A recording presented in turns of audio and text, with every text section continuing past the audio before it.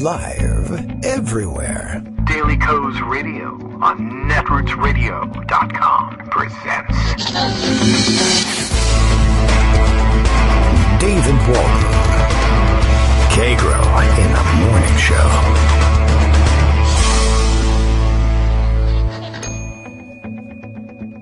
Now, here's David Waldman.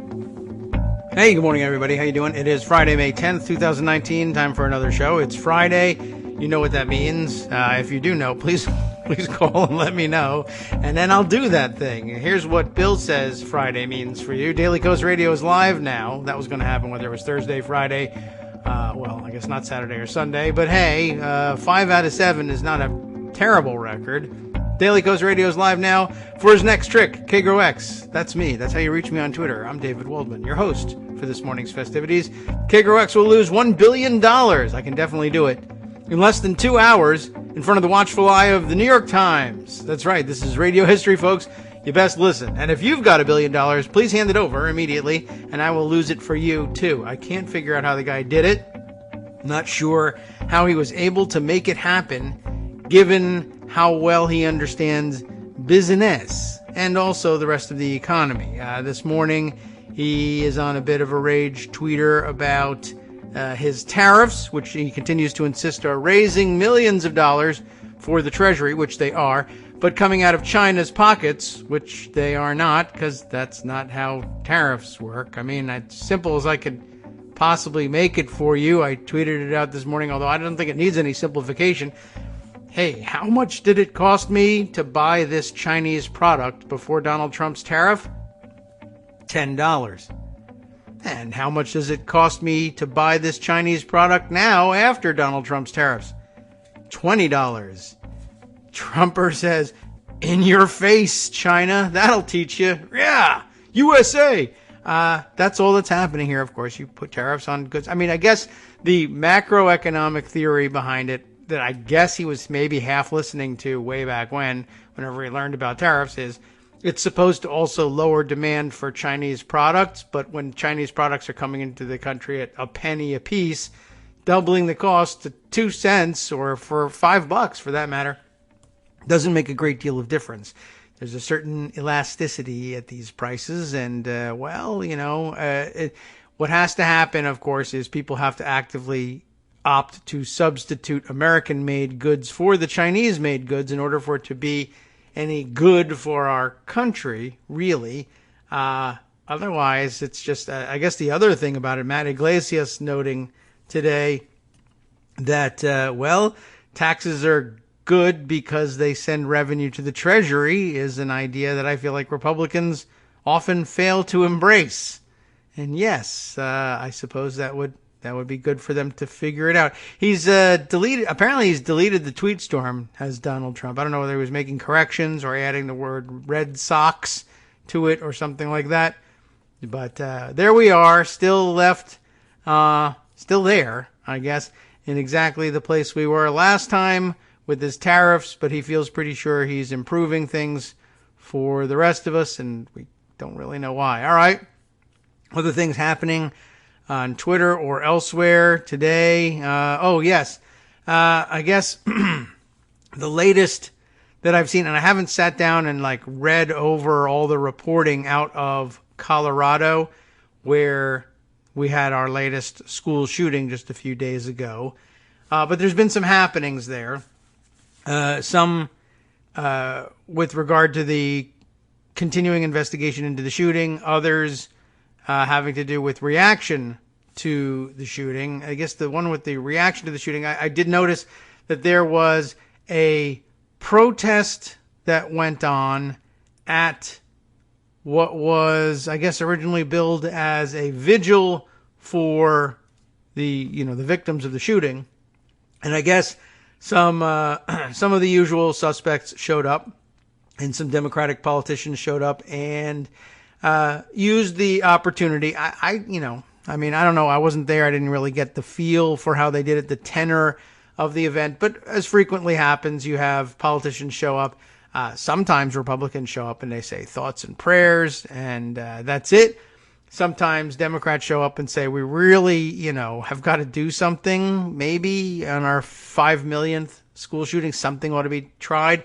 And apparently there was a protest. Some of the students walked out. I'm a little iffy on exactly what they were saying and doing and why. And the reason is, I believe the reason for the walkout on the surface was that they were upset at the politicization of the situation and that they were offended by probably Democratic politicians showing up and calling for gun safety measures to be taken in the wake of all this. What I think might actually, and that would be a legitimate point limited to that very narrow scope. If you were saying, I was really hoping to have a non-political moment here just to get over the tragedy, even though I'm not a big proponent of the too soon argument anymore, because you can't be, because you'd never be able to say anything. I mean, we literally have had, as we noted the other day, 2 school shootings in the space of a week in which students have had to sacrifice themselves in order to save others. They've thrown themselves at a gunman only to be killed in so doing. And we're glad that lives were probably saved, but, kids shouldn't really have to make that the price of going to school. More about that later, perhaps, if we come back around to this thing. Anyway, I question a little bit, I'll be out front a little and take criticism for it if necessary, but I have the feeling that wasn't the entirety of the agenda of all of the protesters. I got the sense in my brief review of what they were doing and saying that there might possibly have been an underlying agenda of gun enthusiasm underlying it. In other words, that they were angry that Democratic politicians were once again right in coming to something like this and identifying the source of the problem, and their whole worldview depends on not identifying the source of the problem. But that's an unpopular opinion to take. So I'm not saying like Russia fed this to them or anything like that. I think you can do this entirely organically. I bring up Russia only because this is the sort of thing that we suspect that they were doing all along, not protesting events like this, but rather finding an issue that's divisive, as this is, as if you like to say divisive rather than divisive, for instance, and taking a slightly different angle on it, like the acceptable angle on it that will confuse people, for lack of a better term, on the left. It would be to say, well, we oppose the politicization of this moment. We're in this tragedy. You need to give us space to grieve. I don't like these politicians coming and doing this stuff. And even if you are in agreement with the politicians on the positions, you might find yourself sympathizing with them in their grief, and maybe you're not even particularly a fan of these Democratic politicians who showed up, and maybe it makes it easier. But if the underlying motivation is also to discredit anyone who would call for gun safety measures to be taken in the wake of this or any one of the pick your school shooting. It doesn't matter which one you choose. If you'd like to undermine that message, a good way to do it is to disguise it as anger over politicizing grief, but it won't always work. So I have my questions about who are these kids. They seemed a little over the top to me in the pointedness of their anger, as opposed to simply expressing the grief. And it was also very interesting that I found that they said, well, we want to be left alone, no cameras, leave us alone to our grief. A message you can get behind, but it was coupled with a press conference with a podium and a microphone and a very visual demonstration. So I have some questions about that. And if I'm wrong, I apologize. We'll see about that, though. I'm just putting it out there. Wouldn't be surprised at all to find out at some later date that there was something like that behind us. The reason I brought up the story, though, was a very different one. I wanted to let you know, well, first of all, depending on what sources you're reading, I know the other day we heard initial reporting that of the two suspects were, one of which, there were two suspects, one of whom was an 18-year-old male. And then we heard that there was a juvenile involved as well, but a female. And now it looks like that was not the case. Rather that one was an adult and one was a juvenile, but both male gunmen, shooters.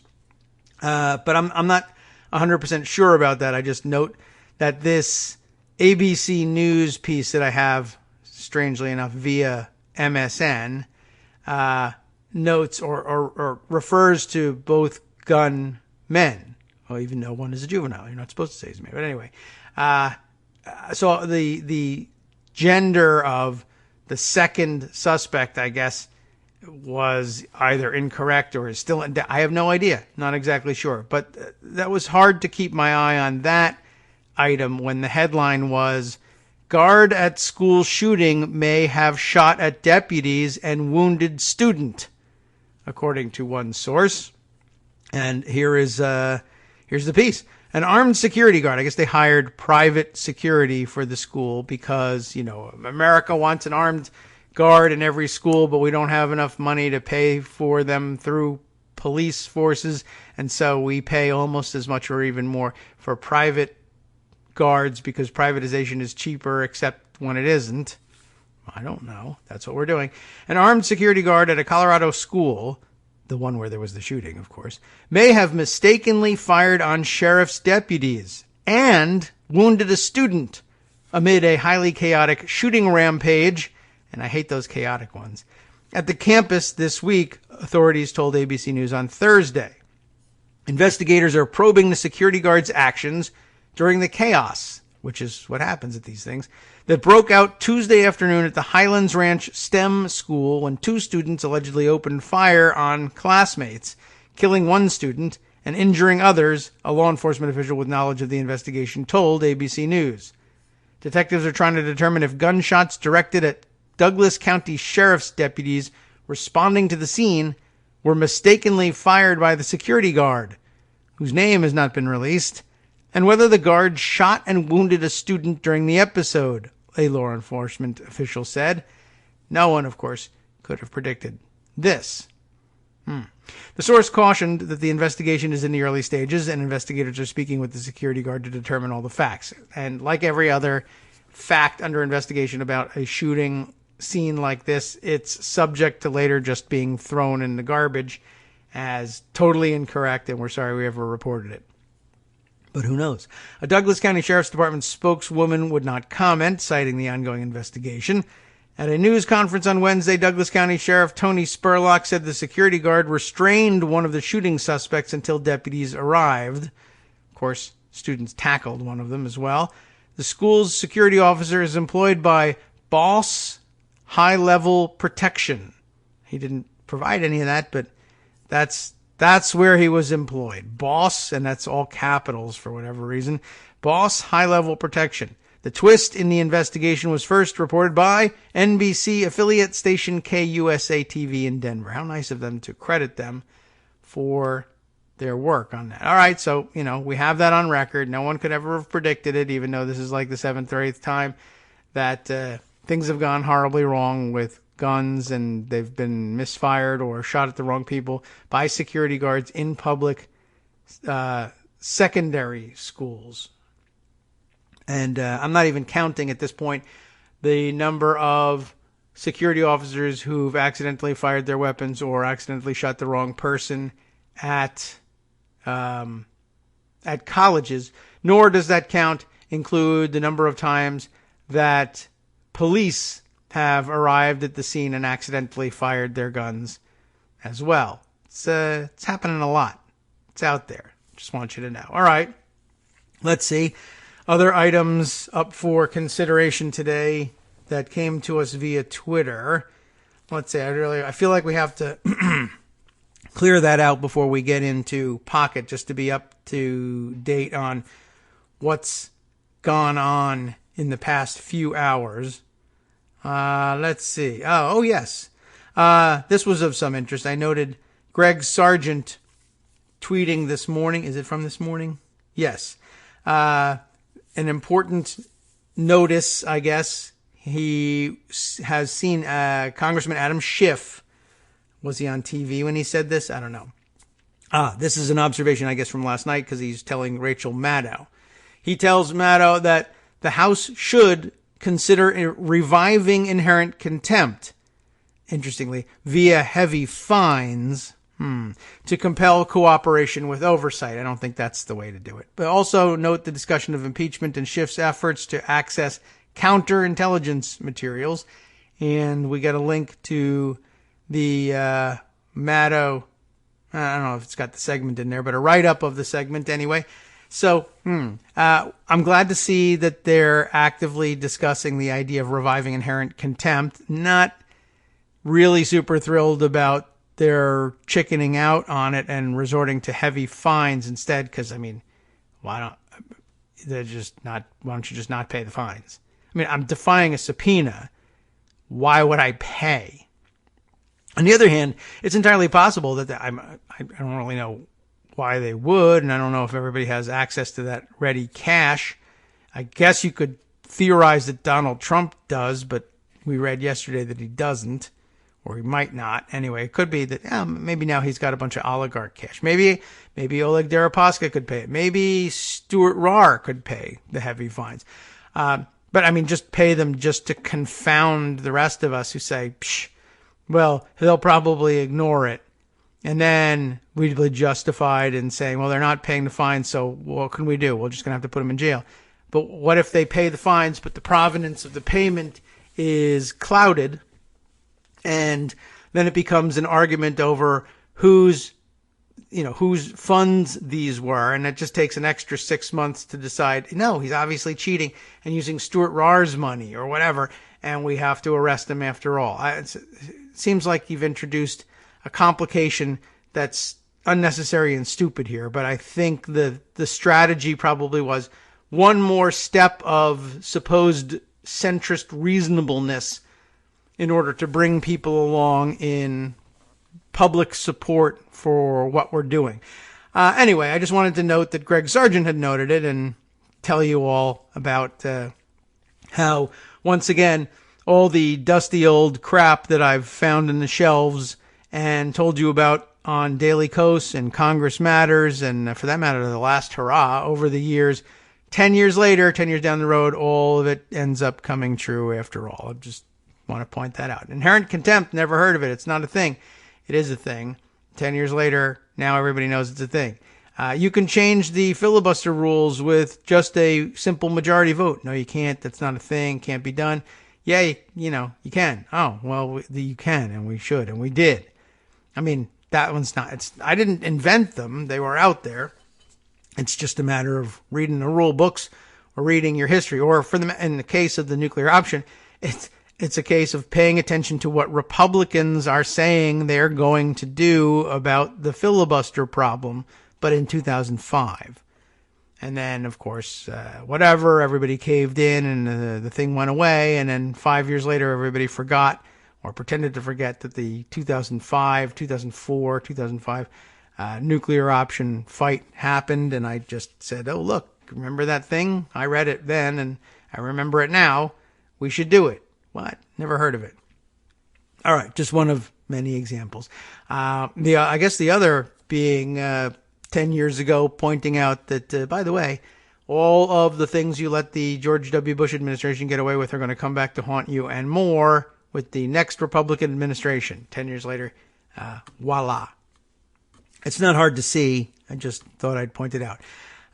Let's see. Other things that this reminded me of, the discussion so far has reminded me of, include, let's see. Wasn't there something? Yes. I saw yesterday, I'll have to scroll around, I think, to see whether we put this one away or not.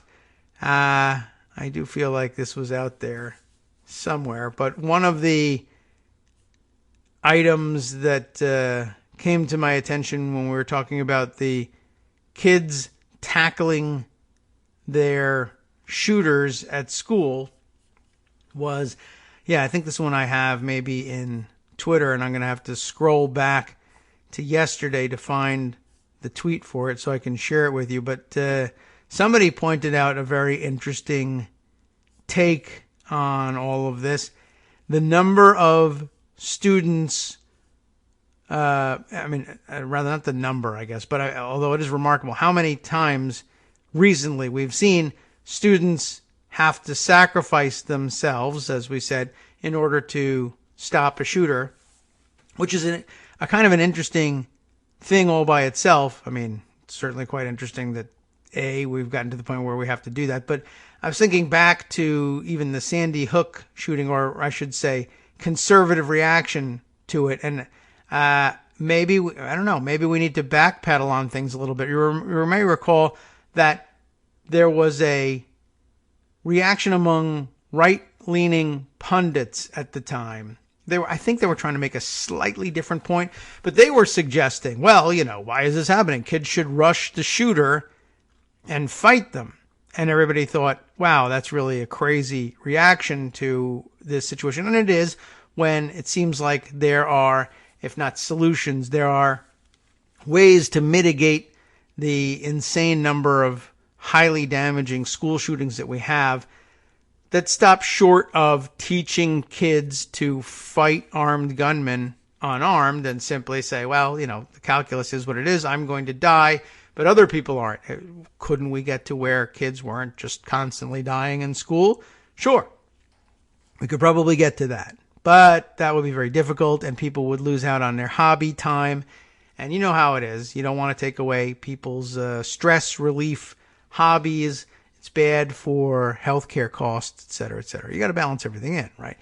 But anyway, there we are. But I'm recalling back when certain right-wing pundits said, well, couldn't some of the huskier 12-year-olds have rushed the shooter? And of course, one, you have to point out that Sandy Hook was only K through 4. There aren't any 12th graders there.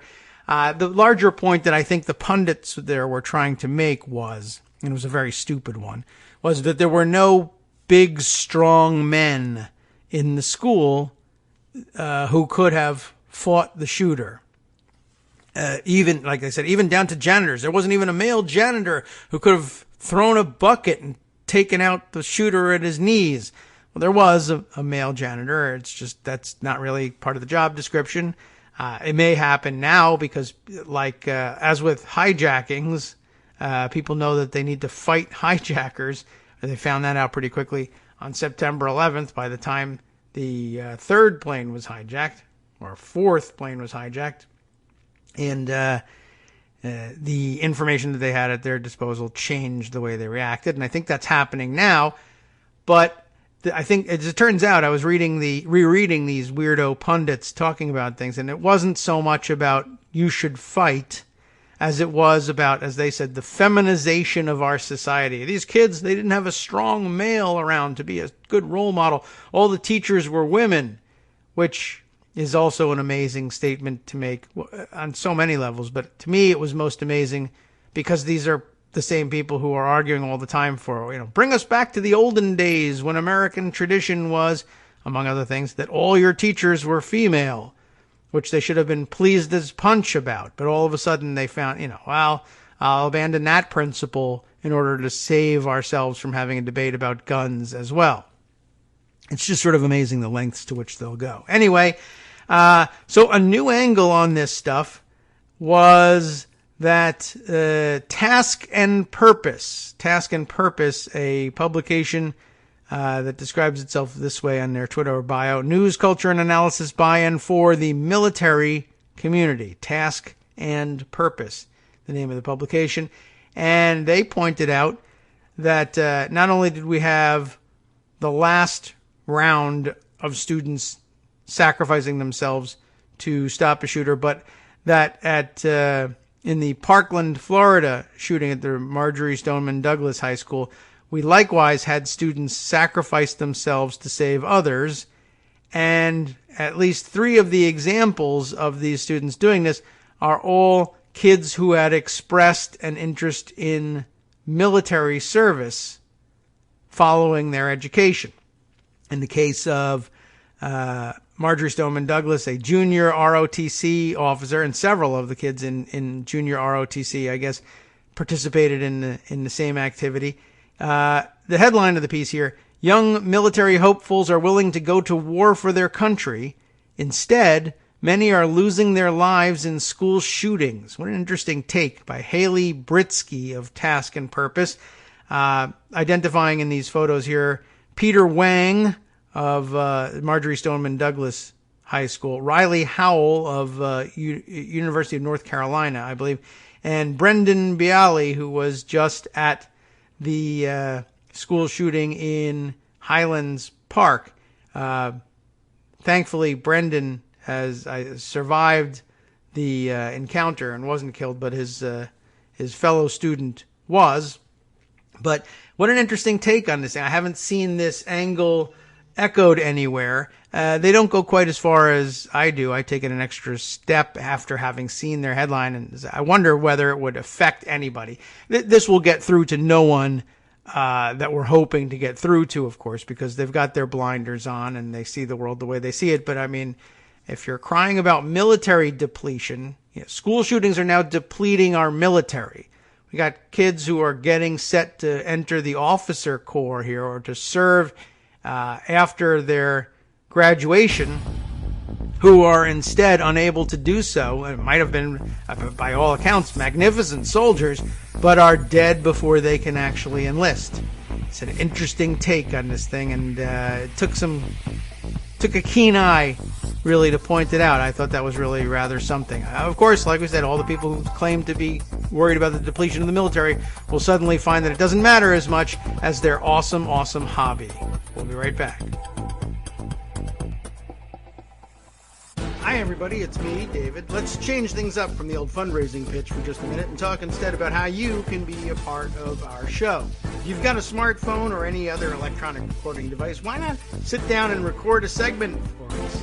Read us an important article and give us your take. Or read one of your own original essays, or even just give us your commentary on something you'd like to share that's important to you. Then send the file to me at kagrox@gmail.com, and I'll try and work it into the show. Short segments, a few minutes in length, are easiest to fit in. And of course, I can't always guarantee that I'll be able to play everything, but if you've ever shouted at your radio or TV about something you wish was being covered, here's your chance to change that. Make the show your own. Send your submissions to me at kagrox@gmail.com.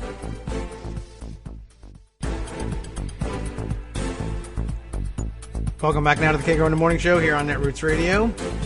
I guess just for a moment I'll continue with the Task and Purpose write-up, just to give some recognition to the people who, of course, did sacrifice themselves or risk themselves at any rate, and let you know the extent of this, I don't know what to call it, problem, issue, thing, phenomenon at the very least.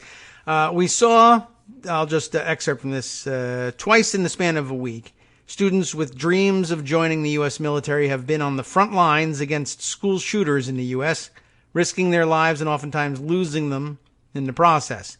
We saw the most recent example on Tuesday when high school senior Brendan Bialy assisted in subduing, that's in quotes for whatever reason, a shooter at STEM School Highlands Ranch in Colorado. Bialy is a current poolee, as they call him here, in the Marine Corps Delayed Entry Program.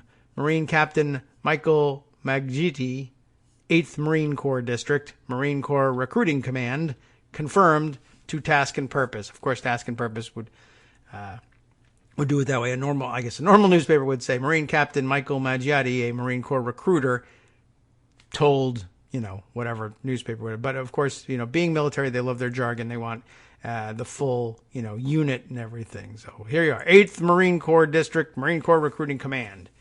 Hooray.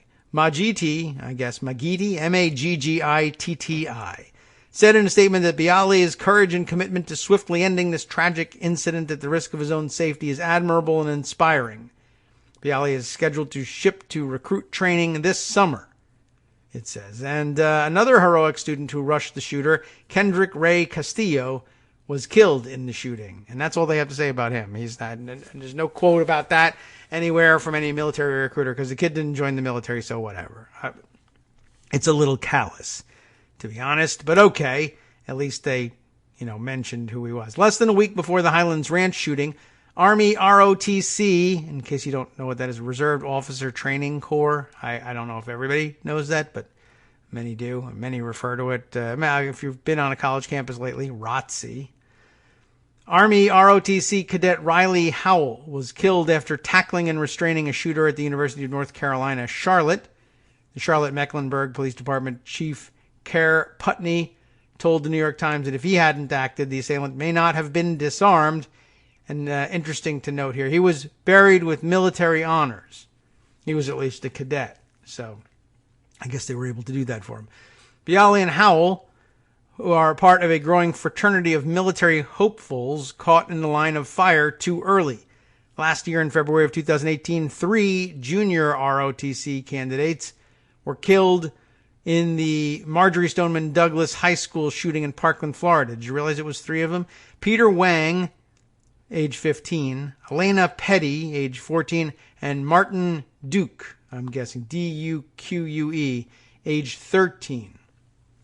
All junior ROTC students. Then, Florida Governor Rick Scott directed the Florida Governor Rick Scott directed the Florida National Guard to attend the funeral services of each of the 3 cadets, and all 3 were posthumously awarded junior ROTC heroism medals, which is very nice. I'd rather have the kids back, and so would everyone else, I know. Wang was given a posthumous admission into West Point Academy, by the way, for heroic actions. He was killed while holding the door for his classmates to escape. Other junior ROTC students at Stoneman Douglas protected dozens of students from the shooting with Kevlar sheets, which is just amazing that we even have these things. And I guess they're not helping a great deal. So, maybe we should focus on the guns. This is not a purely recent trend, they note. Air Force ROTC cadet Matthew Laporte sacrificed his life in an attempt to save his classmates in the Virginia Tech shooting way back when. Remember that one? He was posthumously awarded the Airman's Medal in 2015.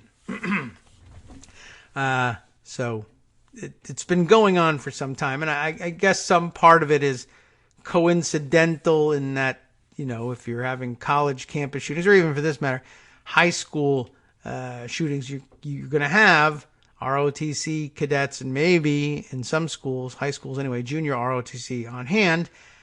Not coincidental, I don't think, that they tend to be the ones to volunteer to spring into action at those times. But very interesting. I just wanted to continue to read it so that you knew it wasn't just 1 or 2. It's been several, and I suspect you'll see it again, which is horrific to even contemplate, but there it is.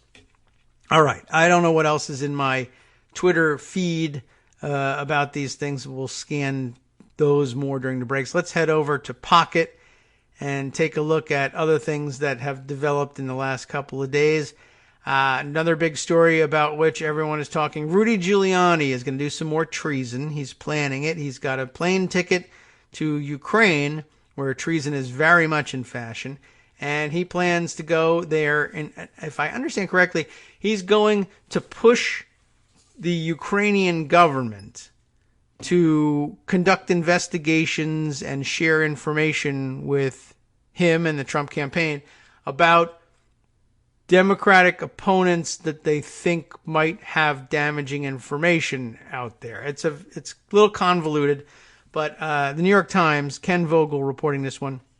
This is the story being traded all over the internet this morning. Rudy Giuliani, who they refer to as Rudolph W. Giuliani, President Trump's personal lawyer, is encouraging Ukraine to wade further into sensitive political issues in the United States, seeking to push the incoming government in Kiev to press ahead with investigations that he hopes will benefit Mr. Trump.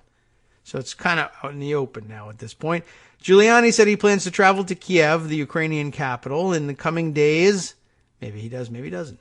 And wants to meet with the nation's president-elect to urge him to pursue inquiries that allies of the White House contend could yield new information about two matters of intense interest to Mr. Trump. One would be the fake story where the timeline doesn't seem to line up about Biden, and we'll see whether there are any more. One is the origin of the special counsel's investigation into Russia's interference in the 2016 election. The other is the involvement of former Vice President Joe Biden's son in a gas company owned by a Ukrainian oligarch. Giuliani plans to create the remarkable scene of a lawyer for the President of the United States pressing a foreign government to pursue investigations that Mr. Trump's allies hope could help him in his re-election campaign. And it comes after Mr. Trump spent more than half of his term facing questions about whether his 2016 campaign conspired with a foreign power. So to prove that he didn't, he is going to do it now. So what a genius attempt. Now, this is the quote everyone's passing around. We're not meddling in an election. We're not meddling in an election. We're meddling in an investigation, which we have a right to do. I'm not certain that that's the case. Mr. Giuliani said in an interview on Thursday when asked about the parallel to the special counsel's inquiry. There's nothing illegal about it, he said.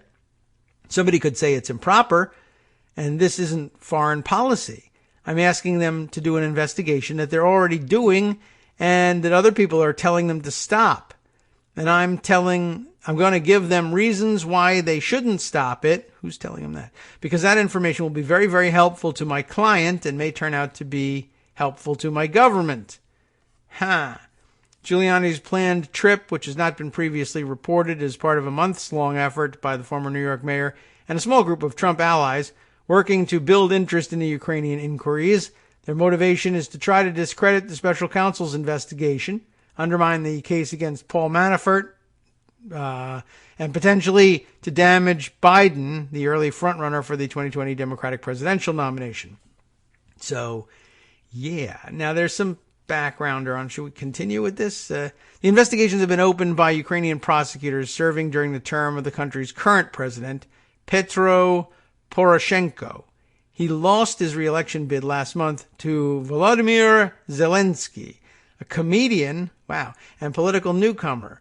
Mr. Zelensky has said he would like to replace the prosecutor who oversaw some of the matters, Yuri Lutsenko, who has met multiple times with Mr. Giuliani to discuss the issues. Mr. Zelensky is set to take office on June 3rd. So what exactly is going on here? You're talking about a new president who defeats the old president. I don't know their structure there. Whether does the president nominate the chief prosecutor or whichever prosecutor it is who's conducting this investigation, or is that the prime minister's job? I'm not really sure, but it seems clear that the government has been overturned in the election, voted out and replaced with a new one. And it is the new president's idea that this prosecutor is either wasting his time or barking up the wrong tree, or I just hate him because he might expose somebody I like. I don't know what his motivation is, but presumably it's ordinarily his prerogative to weigh in on whether or not these investigations should continue. And I guess it's Giuliani's feeling that the voters of Ukraine got it all wrong and the investigation should continue. Very interesting. Let's see. Giuliani has been planning for several weeks to travel to Kiev to deliver a paid speech to a Jewish group about Middle East policy. Sure, why not? But intermediaries for Giuliani worked to organize meetings with people who they believed would have insights into the incoming Zelensky administration and the investigations in which Giuliani was interested. And in recent days, Giuliani reached out through intermediaries to request a meeting with Zelensky, adding, "It's not confirmed yet." If the meeting does occur, Giuliani said, "I am going to tell him what I know about the people that are surrounding him and how important it is to do a full, complete, and fair investigation." He said his efforts in Ukraine have the full support of Mr. Trump. He declined to say specifically whether he had briefed him on the planned meeting with Zelensky, but added he basically knows what I'm doing. Sure, as his lawyer. Whether Rudy himself knows what he's doing is a little less clear. Oh, well, let's see. Trump has called attention to the scrutiny of Biden's son Hunter and to questions about former vice president's involvement in the removal of a Ukrainian prosecutor whose office had authority over investigations of the oligarch whose company paid Hunter Biden. Trump also sought to stir up interest in claims that Ukrainian officials tried to benefit Hillary Clinton in 2016 by focusing attention on Manafort's businesses in Ukraine. The attention forced Manafort to resign from the Trump campaign, but didn't really matter. But allies of the Ukrainian officials involved have denied that they acted improperly to benefit Mrs. Clinton's campaign. Trump has recently suggested he would like Attorney General William Barr to look into the material gathered by Ukrainian prosecutors. Sure.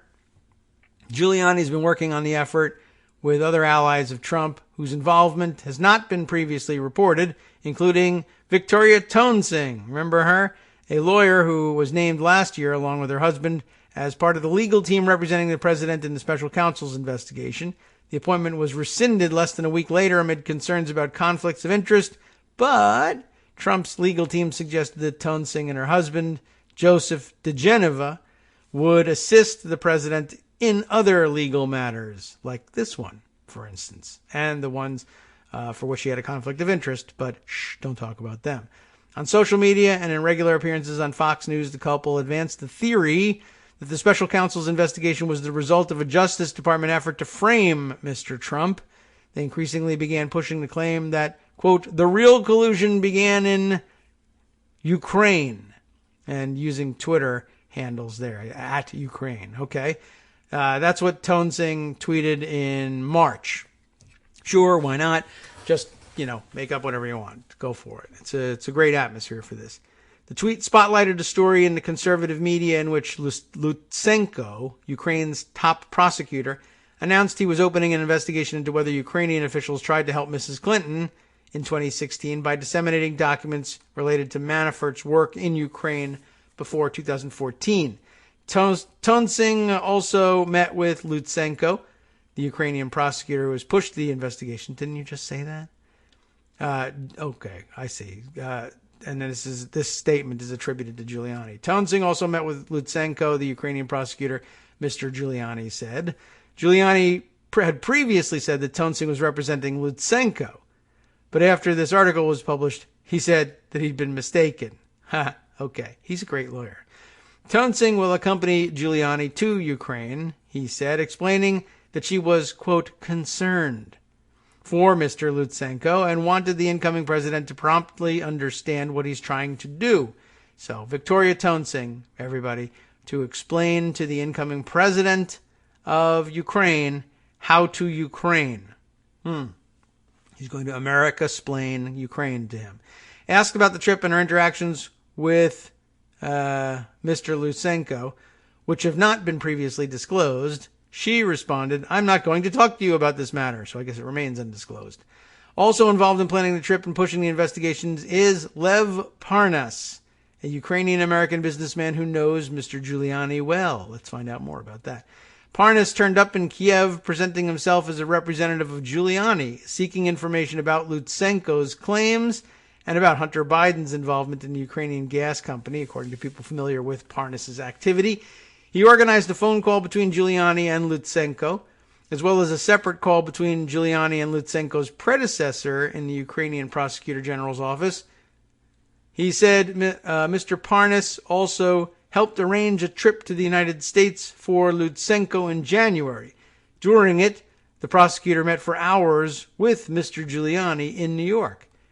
Parnas is an executive of an energy company that donated $325,000 to a pro-Trump super PAC last year, prompting a Federal Election Commission complaint by a nonpartisan campaign finance watchdog accusing Parnas, his business partner, and the company of violating campaign finance laws.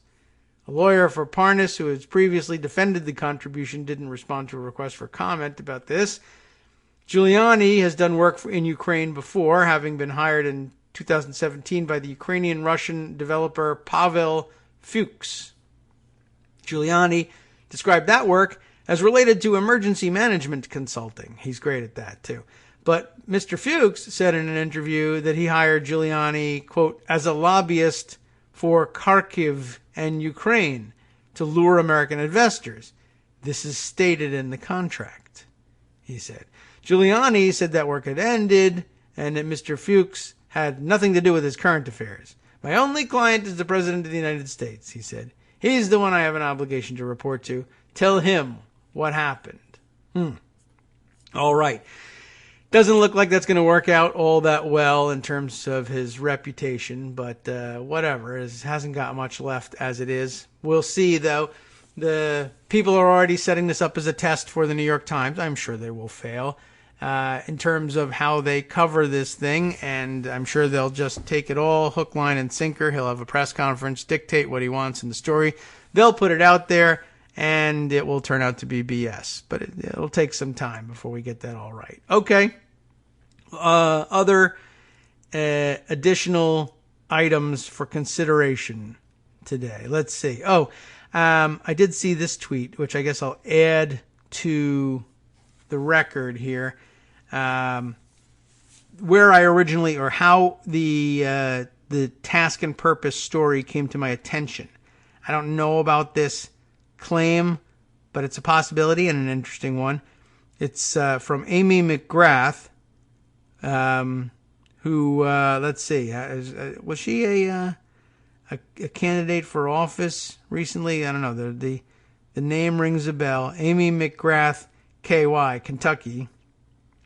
And but she no longer describes herself in her Twitter bio as a political candidate, so I can't be sure. But anyway, she retains the blue check and makes this claim. In the past 3 years, more kids have been killed in school shootings in our country than American military troops have been killed in combat over the same time period.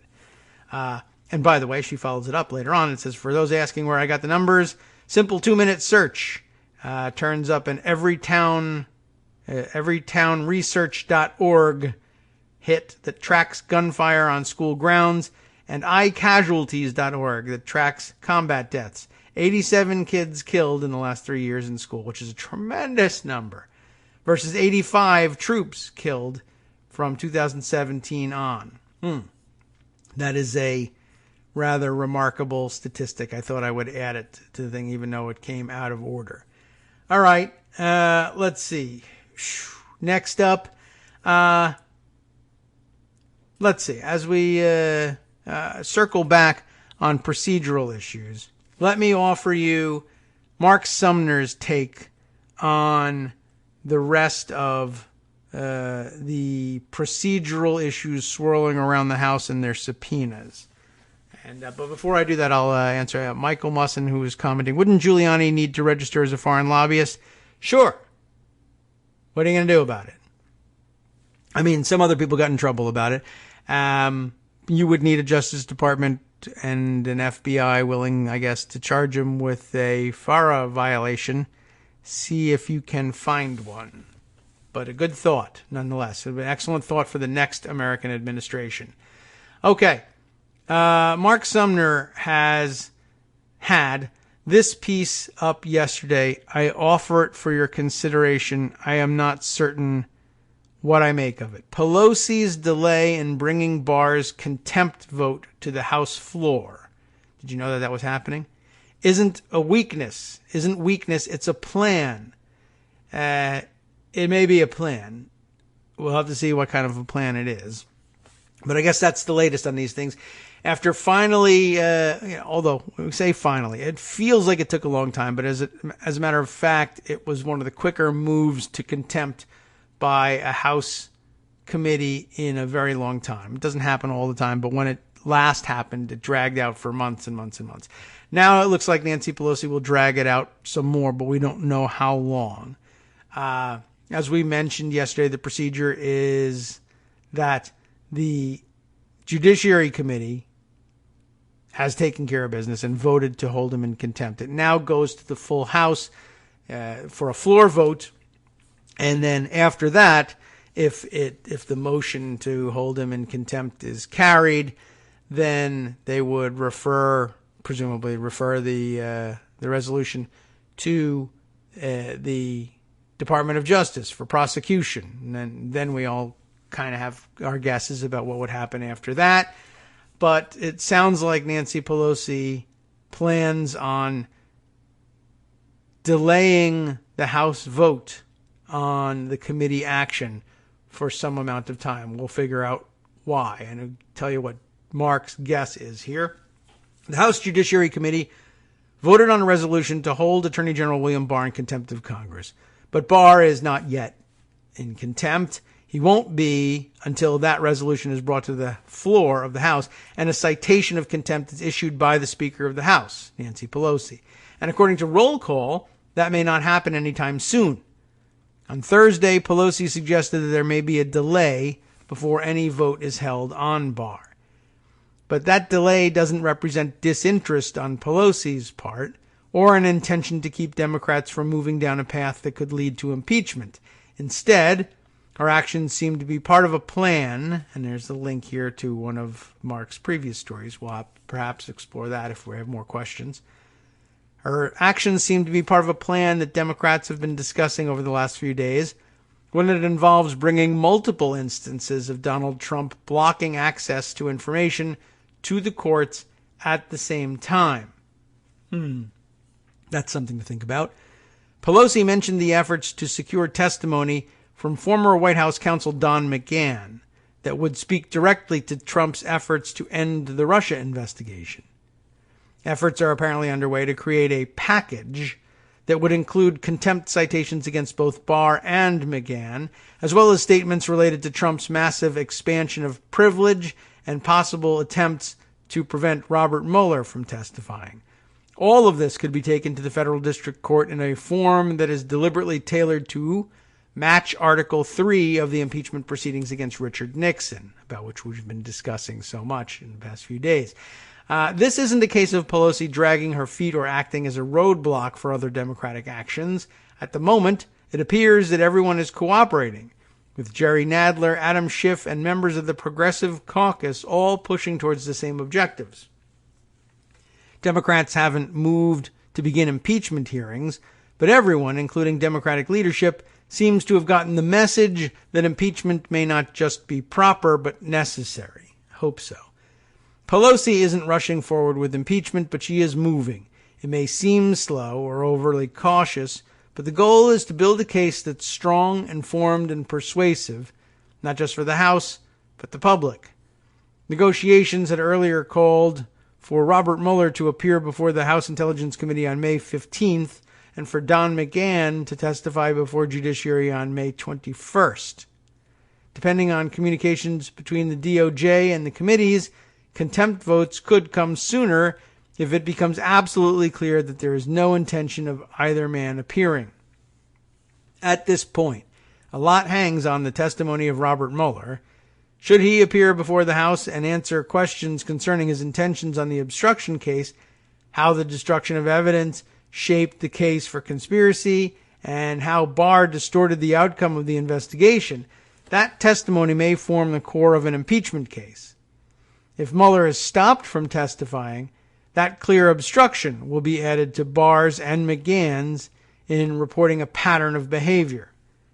In the last few days, Pelosi has described Trump as becoming self-impeachable. She's making the point that no matter what's in the Mueller report, Trump's actions in shielding that information and his taxes and his financial information are creating grounds for impeachment that are indisputable. Pelosi famously came out against impeachment.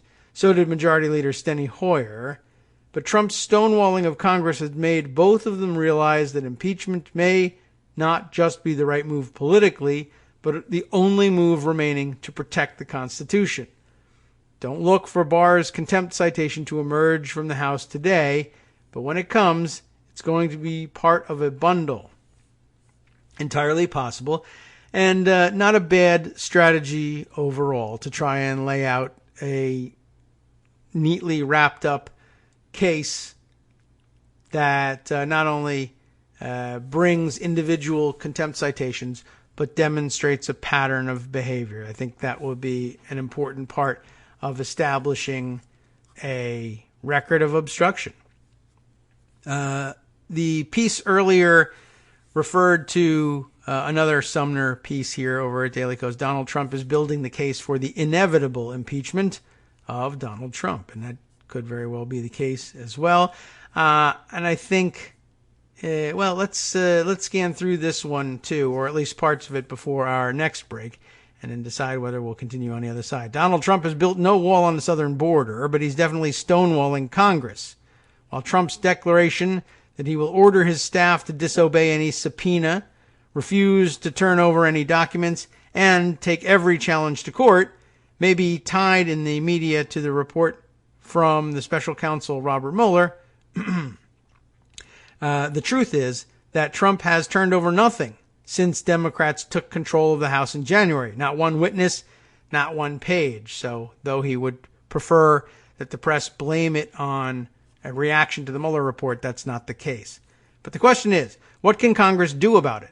Is it possible to break through Trump's stonewall, especially when, as Wednesday's hearing on holding Barr in contempt demonstrated, Republicans are all in on Trump's efforts to scrub Article 1 out of the Constitution? Now, in theory, Congress has considerable authority over legislative power, but that authority is severely limited in a case where Republicans are more than willing to support Trump in his efforts to erode their authority. While that question has been examined repeatedly over the past few weeks, and Democrats are certainly working to come up with an answer that allows them to chisel away at Trump's obstruction, the New York Times reporting breaks the possibilities for those refusing to cooperate with Congress down to three basic categories: jail them, fine them, or impeach them. And of those three possibilities, it's the last one that's gaining steam, enough so that some Democrats who previously urged caution are now saying that impeachment, quote, may be inevitable.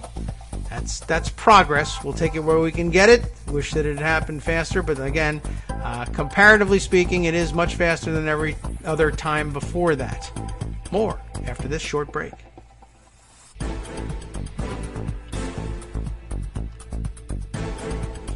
Welcome back now to the Kagro in the Morning Show here on Roots Radio. All right, let's see. We'll continue on with reading Mark Sumner's other piece here just to get our full backgrounder in place. Donald Trump may be self-impeaching, right? That he may be building the case for the inevitable impeachment of Donald Trump. All right, so Majority Leader Steny Hoyer was one of the first to speak up against impeachment following the release of the special counsel report. As The Hill reported at the time, Hoyer declared that, quote, going forward on impeachment is not worthwhile at this point, unquote. Instead, Hoyer was one of those who urged hunkering down and hoping that the 2020 election would take Trump away. But on Wednesday, Hoyer seemed much more open to the idea, saying, if the facts lead us to that objective, so be it. And a lot of people would argue including Hoyer probably, if he needed to, would argue, I've been saying that all along, and maybe he has been. But the ones that get the headlines are the ones that put the brakes on things. That's as much our fault, really, as the press's. But Hoyer called Trump's efforts to block access to materials and witnesses perhaps the greatest cover-up of any president in American history. Trump's efforts to block the House and Senate from seeing the unredacted Mueller report and supporting materials, and to block access to his taxes and financial records and prevent witnesses from testifying, are leaving Democrats with only one real option. Donald Trump is building the case for the impeachment of Donald Trump. That is to say, he may be trying to goad us into it, but we might allow that. It might be okay to be goaded into it in the end, after all. It wasn't Nixon's crimes in Watergate that started off impeachment proceedings. It was his refusal to turn over information, including the the recordings he had made of the White House conversations. That the courts eventually ordered Nixon to turn over the tapes, which included discussions with his top advisors held in the Oval Office, showed just how far Trump has extended the idea of privilege in casting a net over all of the material connected to the Mueller report. At the moment, the executive branch seems to be genuinely smug in its expansion of power. It's ignored subpoenas.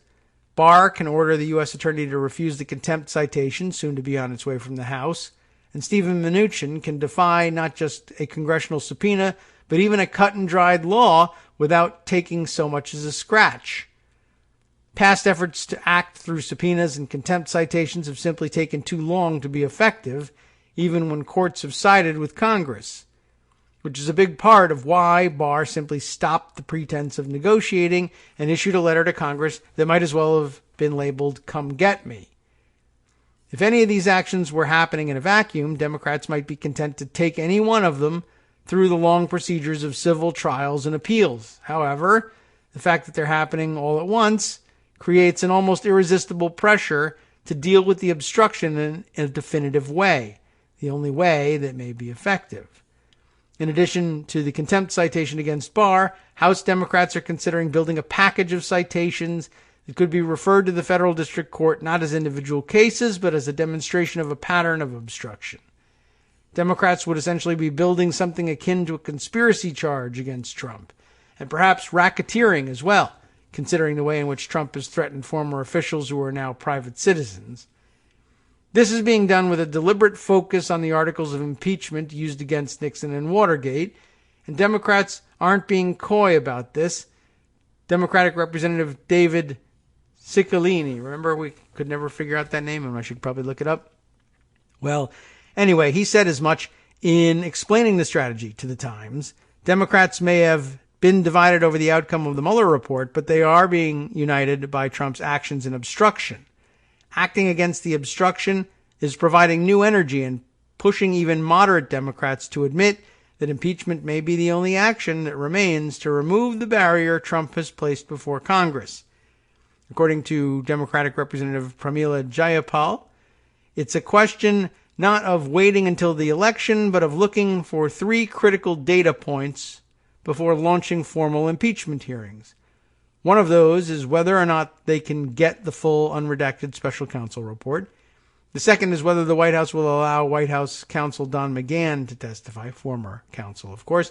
And third is whether Robert Mueller will be allowed to testify. The answers to the first 2 points is already known. The clock is now ticking on the third. So, there you have it. Another interesting data point in all of this, of course, is the issue of public opinion. And Greg, he's not here on Fridays, so he sent me yesterday a note via direct message in Twitter here. Let me grab this one here. Just sent me a tweet from Jonathan Landay. Let me open it up here so that I've got it outside of the Twitter machine and available for gathering up among our links for the day. Jonathan Landay, Reuters DC national security correspondent, noting here, Americans' support for impeaching Trump rises. A Reuters Ipsos poll says it's up 5% to now 45% support impeaching President Trump. That's a pretty remarkable number, and I guess that's why he had it embroidered on the cuffs of his shirts. 45. I don't know if that was the reason he did it, but it's as good a reason as any. So, yeah, the number's slowly creeping upward here. And as a matter of fact, now that I think about it, maybe I can scroll back down a little more. I think I had the tweet of political science professor who Greg has cited before, Rachel Bitikoff, I'm hoping is the pronunciation of her name, has got a big polling project going on, and an election prediction project that goes along with it, that she made an interesting comment yesterday. It was early yesterday morning, if I can find it. There it is. Actually taking Nate Silver to task a little bit. Nate's been having a little bit of difficulty finding a role for himself in all of this that keeps his readers happy. But Nate had said, it's worth remembering that midterm voters ranked the Russia investigation dead last in importance out of the 12 issues Gallup asked about. And that's an interesting data point, and you might wonder why they did that. And I do, because it seems clear that it was actually considerably more important than they let on. But Democratic voters tend to like to tell pollsters that they're about issues rather than about personalities. And this one is too easily distorted as a personality issue rather than a policy issue. But Rachel pushes back a little bit by saying public opinion, I think she's right to some extent here, public opinion flows from the top down. Without cues from elites that any scandal is the most important thing out there, voters will not prioritize it. I'm having to editorialize and add in words and phrases that she edited out in order to keep the tweet short enough to go in one shot. Public opinion flows from the top down. Without cues from elites that a scandal is the most important thing, voters will not prioritize that thing. Case in point, Republican voters with Benghazi and then Hillary's emails. And by the way, there were plenty of Democrats prioritizing that too, because the New York Times told them it was a tremendous corruption. And if you were voting in the primary election with the intent of aiding either someone other than Hillary, no matter who it was, although you didn't have very many choices, or you were perhaps actively a Bernie Sanders supporter, maybe you supported no one and you could just not get behind Hillary Clinton because something about her just bothers me. You're taking your cues from elites, even though you insist that you don't like that and never would do such a thing. I thought that was a good point. Case in point here, Republicans with Benghazi and Hillary's emails.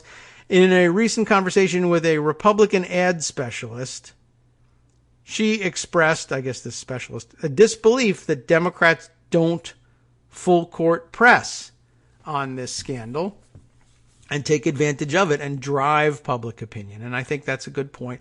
Certainly when leading Democrats spend their time before the press saying, no, it's not worth it, or we shouldn't do it, or it'll never work, or whatever they say to downplay the possibility, it shouldn't surprise you that it works with a lot of people.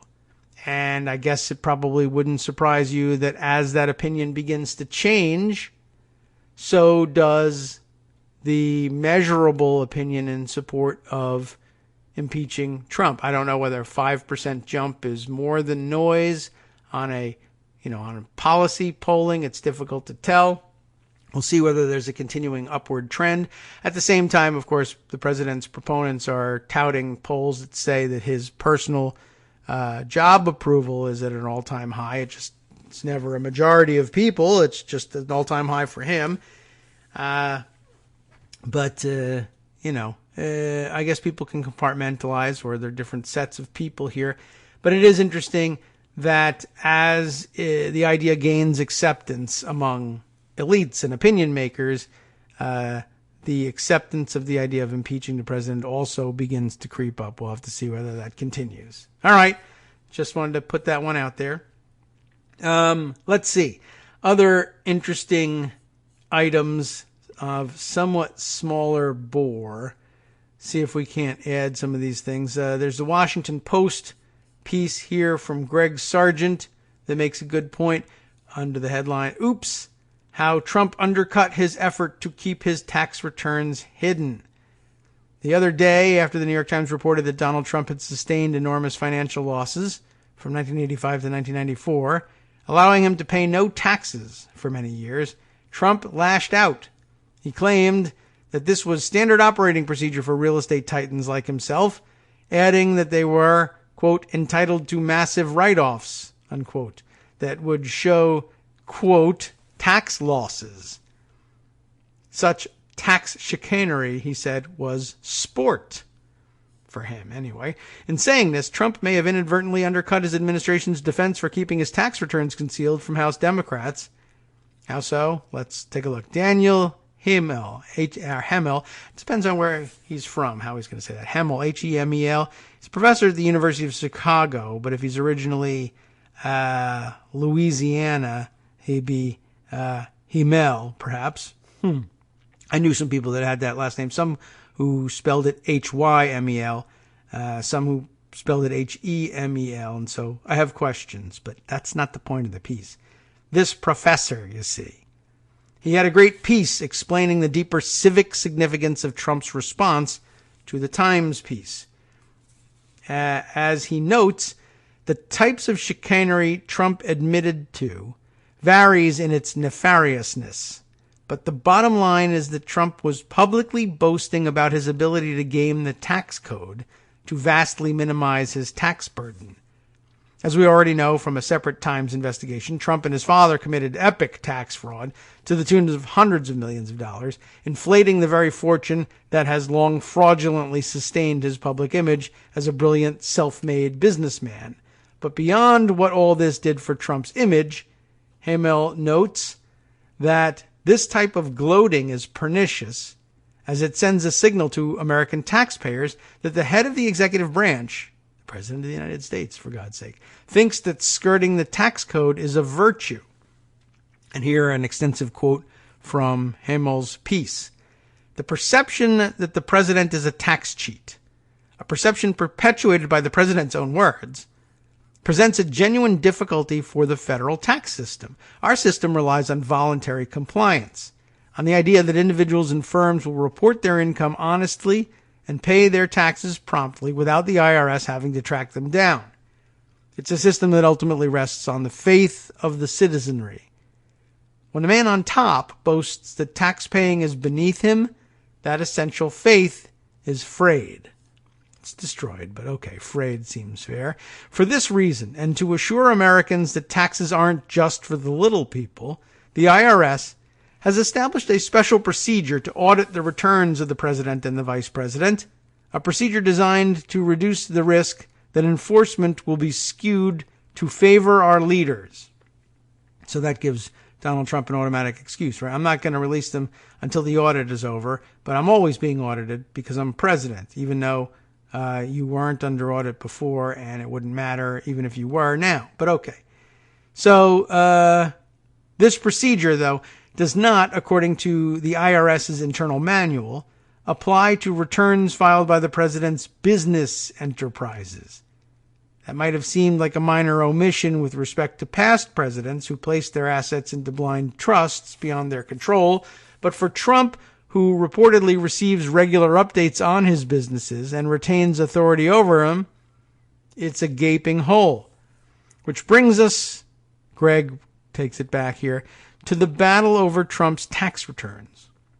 In saying these things, Trump may have accidentally strengthened the case that House Democrats are making for getting them.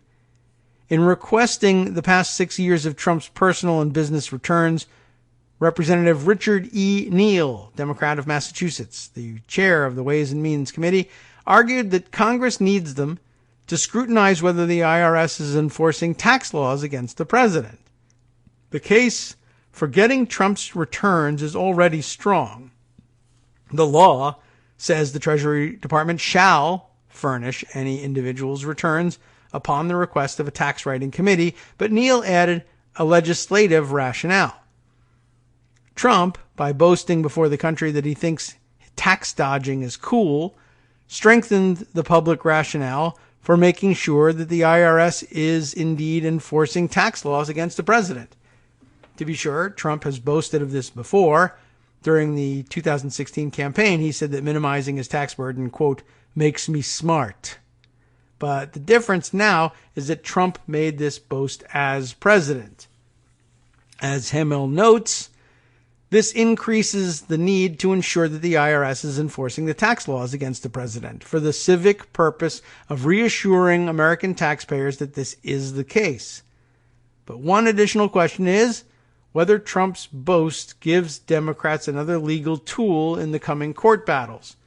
Treasury Secretary Steven Mnuchin has refused to release Trump's tax returns, arguing that Democrats are requesting them not for any legitimate legislative purpose. But Trump may have now strengthened the argument that there actually is such a legitimate legislative purpose. As Stephen Rosenthal, a senior fellow at the Nonpartisan Tax Policy Center, points out, the President of the United States publicly confirmed that he thinks skirting the tax code is something to wear as a badge of honor, which raises questions as to whether the IRS is making sure he isn't taking this too far. Neal requested Trump's returns to ensure that the IRS enforces the tax laws in a fair and impartial manner, Rosenthal told me. Mnuchin questioned whether Neal's request could, quote, reasonably serve a legitimate legislative purpose, unquote. Trump announced that he treats tax laws as sport, which effectively validates Neal's request because the public must know the IRS is calling fouls on taxpayers that treat the tax laws as a sport. To be clear, there are numerous other legitimate legislative purposes for House Democrats to request Trump's tax returns. The one that Neal invoked, however, now may have even stronger basis than it already did.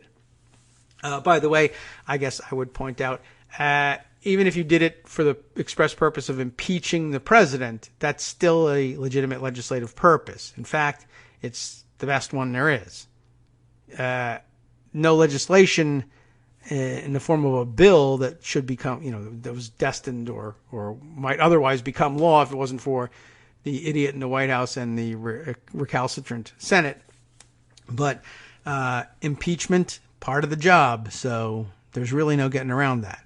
No real reason to have to justify it elsewhere. All this points to an interesting tension. On the one hand, Trump loves to boast about how he has successfully gamed the system on his own behalf. Trump didn't just claim during the campaign that not paying taxes makes me smart. He also openly boasted about his ability to buy politicians.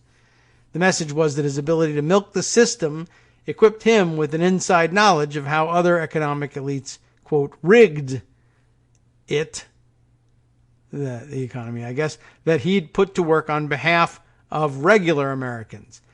That all turned out to be fraudulent, of course, because Trump said it. So we know that. If anything, he further rigged the system on behalf of those elites, and now, despite all that boasting, Trump is desperate to prevent the details of all his gaming of the system to be revealed before the public. In a way, the con is complete, but the battle to get those details is far from over, and Trump may have weakened his own hand, which was very tiny to begin with. Just thought I would add that to the roundup of information for you to consider over the weekend. Let's see. I did put aside this tweet thread from Susan Hennessy, Lawfare executive editor and senior Brookings fellow. And I think it's actually just 2 tweets, but then some of the reactions I think were of some interest. What did she say? Let me remind myself here. The executive branch, refusing to comply with the law or recognize the authority of a co-equal branch, is very grave indeed. But, structurally, a critical part of a true constitutional crisis, and that was the big quote from Nancy Pelosi yesterday. Yes, we're in a constitutional crisis. Structurally, a critical part of a true constitutional crisis is when the body with remedial power, that's Congress, finds itself unable or unwilling to use it. This was, of course, originally tweeted in response to the statement from Pelosi. Pelosi said the nation is in a constitutional crisis. The administration has decided they are not going to honor their oaths of office, is how she put it. And Susan Hennessy pointing out, yes, it's good to identify that, but the real constitutional crisis arises when you decide you're not going to do what you can and should do about it. It's a crisis of some sort when the president says, I'm not going to obey the norms, but constitutionally, there is a remedy. You impeach that president, and all is restored to normalcy, or at least it certainly could be. But to say that you're reluctant for whatever reason and just might not, or it might not be worth it, or it might be better to do it at the ballot box, etc., those sorts of things, that's a necessary component, at a minimum, a necessary component of creating a real, true, honest-to-God constitutional crisis. We're in stalemate because you're not doing anything.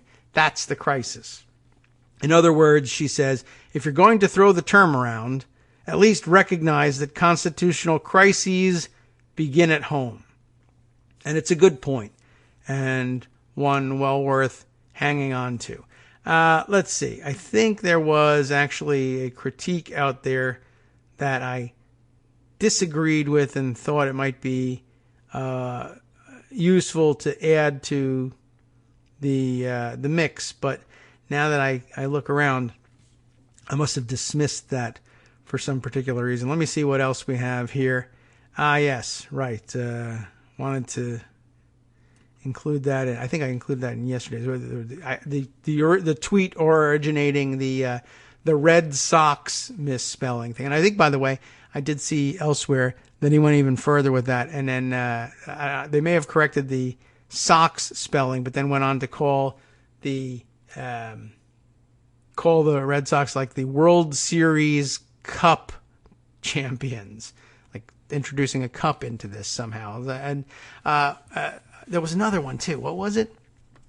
I can't recall what else they added to it, but somebody else, I think I may have retweeted this one. I'll have to dig that up. Somebody else had said, by the way, this is how they used to catch Soviet spies all the time with their terrible syntax. This is the sort of thing that would get you accidentally outed as a spy. Where is that one? I just thought, that was kind of funny. I wonder if I can find that. Speaking, by the way, of all these silly things that are funny, I don't know if you caught the Tom the Dancing Bug cartoon yesterday. I thought that was pretty amazing. I saw it over, of course, at Daily Kos and tweeted it around. The theme being, is Thanos just goading the Avengers into impeaching him? It was very stinging critique, that was. All right, let's see. Where was this thing here? Let's see. There's the Susan Hennessy thing. Can't place it in time here, but it was pretty interesting. I thought I saw that one go by the afternoon yesterday. Well, if I find it, I'll share it with you. But I thought that was pretty amazing. The idea, it's pretty funny. Outing Soviet spies out. Of course, Soviet spies are all gone now. All right. Let's see. Oh, yes. I wanted to add this to our mix from yesterday, though we'll run into another break. But you can hang on to the other end of this one. Yahoo News disseminating this one. A piece by Charles Leerhsen, Leerhsen, Leerhsen, exclusive to Yahoo News. It says, Trump, the $1 billion loser. I was his ghostwriter and saw it happen. So we know that, what was the guy's name? Tony Schwartz or whatever was the ghostwriter for the big first book, Art of the Deal. But of course, Trump went on to, quote unquote, write more stupid books. And I guess it is Charles Leerhsen who helped him with some of the subsequent books or I don't know how many he did. And he's got this to say. On Tuesday, the New York Times scooped the world on the news that from 1985 to 1994, Donald Trump incurred the biggest business losses of any single taxpayer in American history. What was it like for him to lose more than $1 billion in a decade? Was he perpetually ashen-faced with fear or smirking at the thought of outwitting the IRS for sport, as he said in a Wednesday morning tweet? I happen to know because from late 1988 to 1990, I was his ghostwriter, working on a book that would be called Surviving at the Top. Right in the middle of this period, I can tell you that the answer is that he was neither, or neither, depending on your favorite pronunciation, except for an occasional passing look of queasiness or anger when someone came into his Trump Tower office and whispered the daily win-loss numbers at his Atlantic City casinos. He seemed to be bored out of his mind. I don't know how he got out of his mind, but boredom is one possible way. I tend to see my time with him, the first part of it anyway, before things started going bad in a hurry, as his King Midas period. I never said this to him, and if I had, he probably would have thought I was suggesting he enter the muffler business. But there was a stretch of months when everything he touched turned into a deal. The banks seemed to accept the version of him depicted in his first book, The Art of the Deal, which we now know from his previous ghostwriter, Tony Schwartz, was entirely invented. They believed it over what they saw on his balance sheets or heard coming out of his mouth. And they never said no to his requests for more money. Often they came up with things he could say yes to before he could think of them himself. And that's an interesting proposition right there.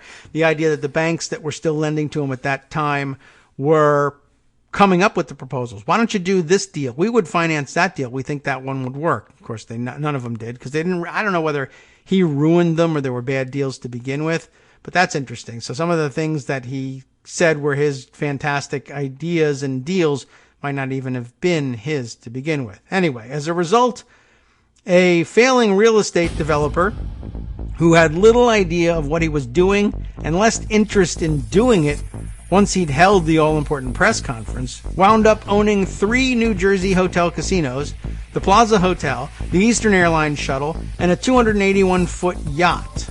Pretty amazing. And by the way, I was really amazed reading yesterday about how he was cannibalizing his own casinos. How could you not?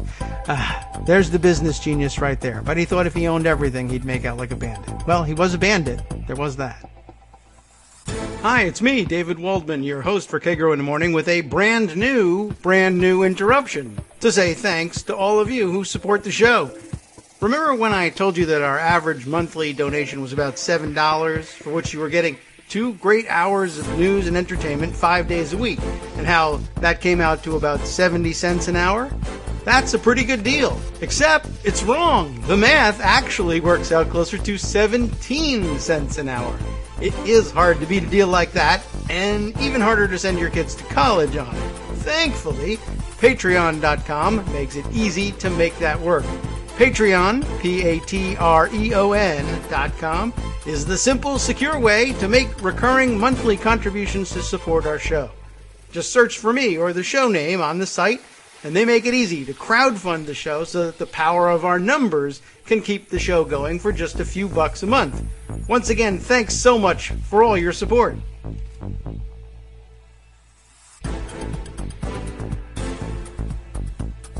Welcome back now to the Kagro in the Morning Show here on Netroots Radio. Wow. All right, let's continue with the Yahoo News piece here because it's an exclusive. But I think this gives some good insight, and there's some real interesting stories in here that I think you'll recognize in the Trump of today.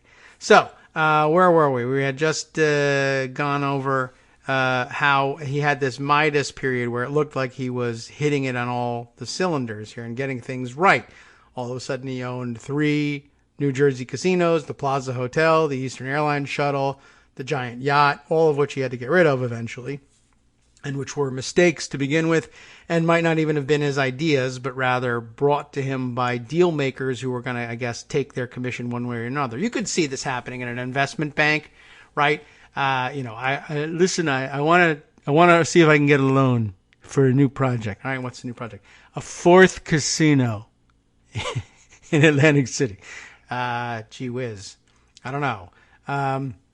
But you could see an investment banker saying, you know what?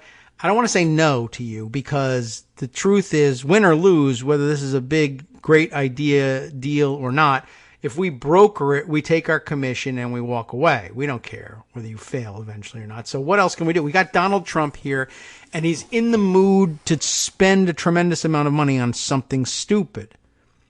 Don't just say no because the idea he has is dumb. I mean, if you finance the casino thing, right, here's where I guess the line falls for these guys. If you finance the casino thing, yes, there's the argument you'll take your commission and go. But then some of these commissions are things that have to be paid out over time. They're very large. And it sort of depends on the idea being a viable going concern. Like if he makes money with the casino or breaks even with the casino, he can still pay you. But if he can't even break even, then he can't pay you, and he doesn't want to pay you anyway. He's probably going to look to default somehow anyway. So this would be a terrible mistake. Whereas perhaps purchasing something else, he might be able to make a go of it and might be motivated to try and stay in the business so he doesn't lose face and continue to pay us. But if we're going to finance one or another of his stupid ideas, it should be one that we're going to be able to make most of our money off of, and when it isn't an instant failure, perhaps, or is an asset that we might be able to repossess and sell for scrap or make money out of some other way. So I guess I was just wondering whether he came to them. Here's my idea. I want to buy a 4th casino. No, we're not going to do that. Well, fine. Then I'm going to go. Well, wait a second. You're a sucker and you're willing to sign on a dotted line to pay us an awful lot of money for something. So here's the thing.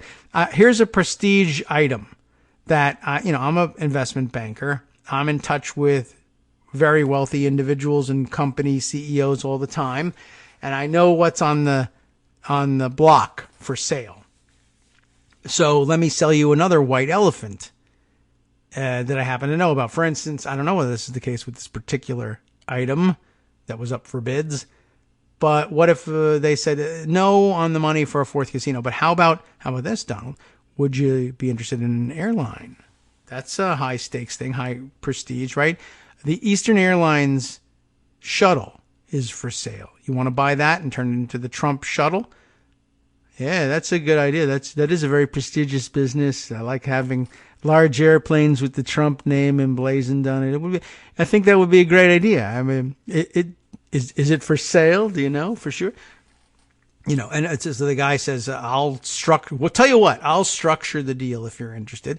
I'll take $100 million cut or whatever they take, and you go fail with the airline on your own over there today. So I think that might be what was behind some of these things. And then, of course, Donald Trump has a press conference about it in which he says, I had the most amazing, fantastic idea the other day. And I said to myself, what is the world missing in terms of luxurious, world-class service?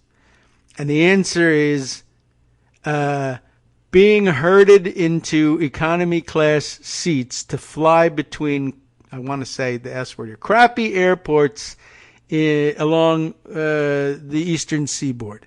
Things that could very easily be done in a car or on a train for less money and perhaps only slightly less convenience, although it wasn't quite as bad flying back then. But would like to be able to do that under the Trump name. It's important for people to be able to fly from, let's say, Boston to New York or New York to Washington, D.C., and to do it in, after security, 3 hours instead of 4 when they drive. You get the idea. The point is, I don't know how much money there was to be made in it, but it's a flight route that still persists to today. Everyone loves to fly that route for whatever reason, and Westerners can't understand it. They derive that routinely, I guess. But okay, forget it. All that aside, essentially what I'm saying here is that Trump comes and says, I had this fantastic idea, and who would have thought to put together the fabulous Trump name, the gold standard in real estate, with the travel industry? Well, only the mind of Donald Trump would have been able to put this together. When in fact, just yesterday, everybody in the office saw Donald Trump saying, I don't understand. What are you talking about? I want another casino. And it was us who suggested it. But in order to make this thing fly, metaphorically speaking, we allow him to take the credit for it. Anyway, I think that's what was going on. So we'll pick back up with the Yahoo News thing. And it's written this way. It picks up at the right place, too. A real go-getter, right? See, this is what the kind of guy he is. But Trump's portfolio did not jibe with what I saw each day, which to a surprisingly large extent was him looking at fabric swatches. And does this ring a bell for you? When he got to the White House, he was elected to the White House before he was even there, when he was supposed to be transitioning to it, taking over the toughest job in the world, the most consequential and important job in the world. For a mind like his, an overwhelming task. And what did he do? He spent time looking at fabric swatches. Not this thing here in the past. I mean now, when he became president, he was looking at the curtain colors and fabric for and carpeting for the Oval Office and fabric for the couches. You remember this? He spent all his time on that. That's just his pastime. He loves doing that. I think his idea of manliness means that he has to put it off on his wife. Ivanka decorated it herself. And I think he just loves to sit there with fabric swatches. He's probably now we have the answer to who's downloading those game apps on their iPhones where you decorate houses. Now we know. It's Donald Trump. Anyway, Trump's day, to a surprisingly large extent, our ghostwriter here says, was him looking at fabric swatches. Indeed, flipping through fabric swatches seemed at times to be his main occupation.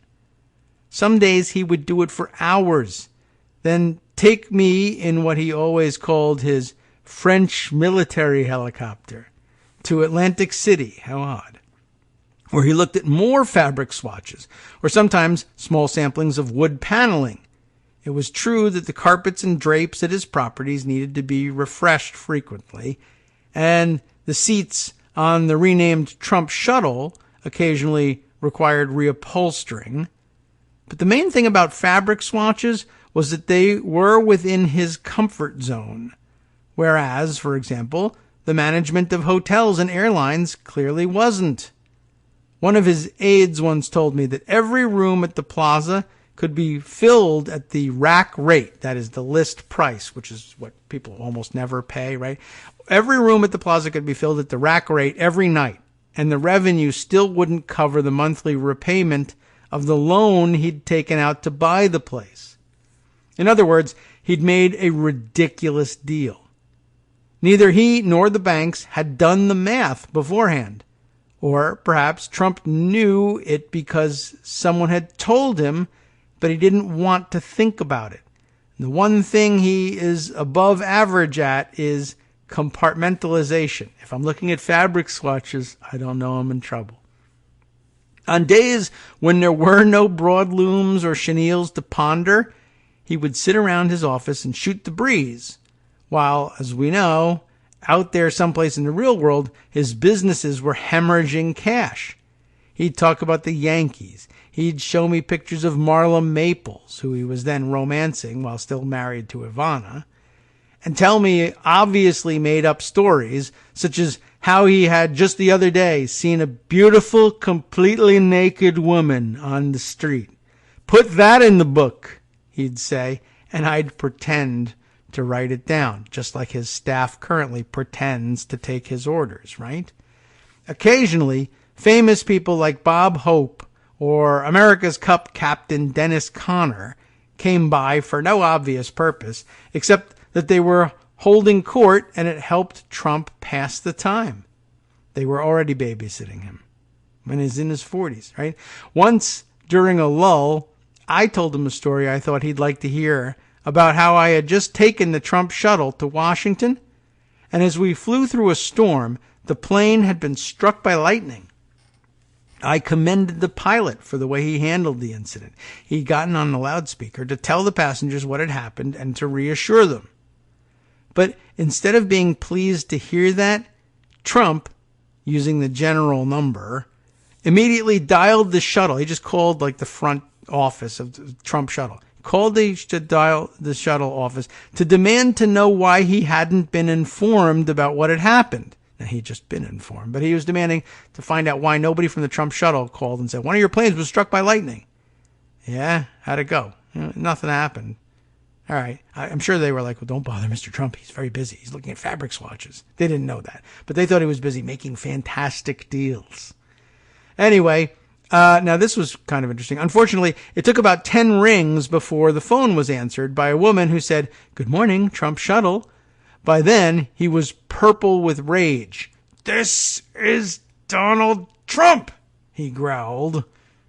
For the poor woman, it must have been like working at Popeyes and getting a call from the Sailor Man himself. Although, not really, because Popeye the Sailor cartoon guy, everybody kind of knows that he doesn't own the Popeyes chain. I don't know which Popeye owns it, but okay, whatever.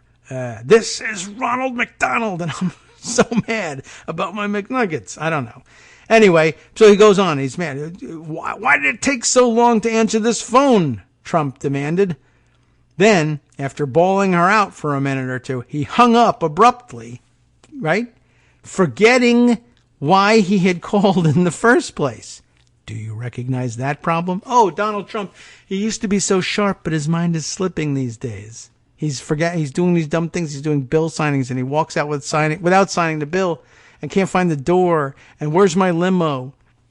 How many times has he left a ceremony without signing these things, right? Here he is 30 years ago in his 40s, hanging up the phone in anger, forgetting why he called in the first place. Each day was a string of such nonsensical moments. Once, trying to steer the conversation towards something we could actually use in our book, I asked him about his father. "We haven't touched on him yet," I said. "What can you tell me?" He stared into the middle distance and began to speak. "My father." A long pause followed, and then he said, "Charles, put something there. I'll look at it later." That's his big autobiographical moment. Put something in there. I'll think of something later. Very interesting. There's more, and we'll continue on with it. It just kind of occurred to me about how many people bear some responsibility for where we are today. I mean, I appreciate him spilling the beans here now, And he could have spilled the beans during the campaign, but I don't know if it would have helped because obviously America went insane. What can I tell you? I'm just thinking about, again, we keep warning about the dangers of normalizing, and I guess everybody's compartmentalizing it here, right? Like, it's okay if I normalize him for this stupid book because who cares? This idiot is writing a book. I know the truth, and I don't know in writing Art of the Deal that the guy's ever going to become president, and I have to, I don't feel like I have to go back in time and kill baby Hitler here. I'm just writing a dumb book. This guy too. I'm writing a dumb book. The guy spends his days absent-mindedly staring at fabric swatches. He's a decorator with some money, and then he's a moron and all of that. I could tell the world, but honestly, I think he'd be right if he said, who'd be interested in that story? I mean, everybody kind of knows he's a blowhard and a moron, right? And we kind of did. In New York, we certainly did. But how many more normalizations? So, The Apprentice, right? Oh my God, he is a moron. He doesn't know what he's talking about. We have to edit everything we do. We have to find B-roll and try and cobble together a story that makes sense after the fact. But nobody says anything because, again, who cares? Of course, TV shows are nonsense. Just all the clues that were there. I just feel like annoyed that we didn't put this all together at some point. Nobody helped us do it. Anyway, okay, it's somebody else's fault. I'm angry at you. So there you go. Right, with my father, put something in there. I'll look at it later. Trump's King Midas period ended in early 1990 when news broke about his looming bankruptcy. At around the same time, Ivana said she was leaving him, and Mike Tyson, who had drawn so many people into Trump's Atlantic City hotels, did you know that symbiotic relationship, got knocked out by Buster Douglas in Japan. Everything was going to hell. Of course, everything had been going to hell for a couple of years by then, but now his failure for the first time was public, and that made it 100 times worse. That made it real. In the final weeks of working on the book, we attempted to explain away his disasters, such as the forced sale of his yacht. As much as I have enjoyed it until now, he, that is to say I, wrote, and as impressive as it's been to my casino customers, I think I'm giving up the game of who's got the best boat. I don't need it anymore. I don't want it anymore. And frankly, I can find better things to do with the money. Translation, I'm broke. That's all there was to it, right? He seemed unusually subdued during this period, understandably. One day he told me a sobering story about seeing a homeless person on the street and realizing that the man was better off than he was because the homeless man had nothing while he, Trump, had less than zero. Because, of course, he was in so much debt, right? Because Trump doesn't ever walk on the street, though, and would never notice a homeless person if he did, and the story involved a degree of introspection, I knew it couldn't be true, and that he was probably parroting something he'd heard someone else say. Still, I included it in the revised introduction to the book. Well, let's just say he didn't like it. The harsh phone call I got began, "This is Donald Trump." That's how I knew he'd built a nicely carpeted compartment around his colossal failures and moved on. Very interesting observation, and a good one, a blast from the past, I guess. I think our good Twitter friend Grudging One, who's tweeted about that excerpt. I took those excerpts of him forgetting why he was calling and just saying, gee whiz, does this ring a bell for anybody? Anyone remember him having this problem? And I sent that around, and I think he had responded. By the way, he read the piece and said, yeah, you know, what it said to me was he's such a control freak and such a micromanager when he gets angry about something or when he feels like he's been left out about something, that he calls up the phone and is going to micromanage the PR at the Trump shuttle. He was just saying, what are the odds that Don Jr. doesn't inform him every step of the way about the Trump Tower meeting and what it's about and how it went when he knows, I'm sure full well, what kind of rage you get out of the guy when he finds out that something has gone on that was important that nobody told him about. So that's a good point. I thought that was well worth considering. Let's see. Other bits and pieces of information to throw in the mix before we close out for the day. I didn't put anything aside about it, but of course, Trump spent some part of his day yesterday. I think he was supposed to be talking about something else. I don't know what it was, but he was having a press conference about something else, that's on the president's plate. I don't really know what it was, and maybe this report will tell me. But he spent a decent portion of that time instead shouting about how somebody else, another Democrat, needs to be locked up. This time, former Secretary of State John Kerry, who he accuses of violating the Logan Act and by conducting, as he says, some sort of independent diplomacy with Iran. And that's a complete violation of the Logan Act, and he should be arrested, et cetera, et cetera. What is the reporting on the actual initial conversation? Trump says John Kerry should be prosecuted under the Logan Act. Let's see. Trump told reporters at the White House that he would not rule out the possibility of military action in Iran amid escalating tensions before laying into Kerry for his involvement. What I'd like to see with Iran, I'd like to see them call me, because he loves to have everybody call him. Trump said John Kerry speaks to them a lot, and John Kerry tells them not to call. So he's angry. He wants them to call, but John Kerry is hello, Iran. Hello, John Kerry voice. Hello, Iran. It's very important that you not call I don't remember what he sounds like. Very important that you not call Donald Trump. He's a maniac, and it's probably best if you stay away from him. Windsurfing? Why, yes, I'd love to. All right. So Donald Trump believes the reason Iran isn't calling him is not that guy is an insane idiot. No one wants. If we call him, he'll probably bomb us. And he's sitting in there watching the phone. Why aren't they calling me? Somebody, Jared, why are they? Is Iran? What do they have? No phones over there? You know what it is? John Kerry is calling them, and he's telling them not to call me. That's the problem. John Kerry knows I love phone calls. He knows I love phone calls. He won't let them call me. That's why. He wants to get under my skin, my leather and orange skin that's falling off my bones. All right. John Kerry speaks to them a lot, and John Kerry tells them not to call. That's a violation of the Logan Act, and frankly, he should be prosecuted on that. Trump added that his people don't want to do anything, and that only the Democrats do that kind of stuff. Will we even know what it is? No. The Logan Act, by the way, bans private citizens from negotiating with foreign governments without permission from the U.S.